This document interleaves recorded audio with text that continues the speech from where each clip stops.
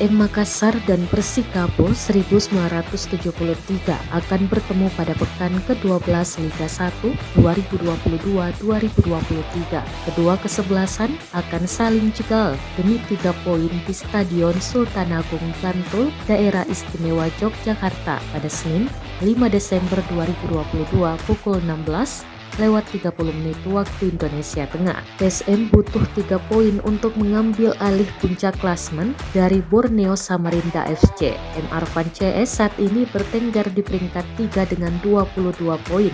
Sedangkan Persikabo 1973 berada di peringkat 7 klasmen dengan 19 poin. 3 poin akan membuat mana hati Lestuzen CS masuk jajaran 5 besar klasmen. Pelatih PSM Makassar, Bernardo Tavares, menyebut Persikabo 1973 lebih baik dari timnya.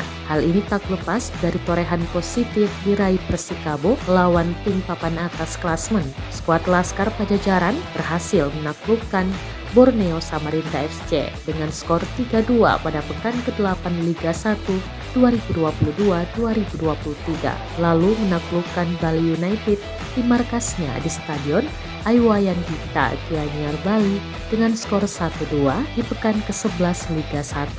Di sisi lain, PSM hanya mampu bermain imbang 1-1 di pertandingan terakhir lawan Persis Solo.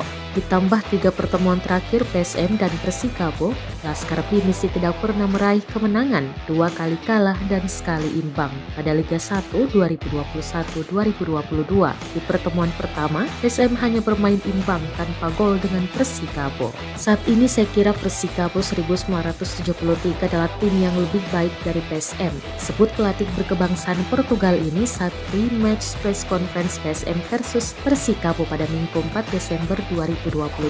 Tavares telah mempelajari skema permainan tim besutan Jajang Nurjaman. Laskar Pajajaran memiliki sejumlah skema permainan. Akhir-akhir ini menggunakan skema 3-5-2. Ada pula skema alternatif dengan 4-1-3-2 serta 4-2-3-1.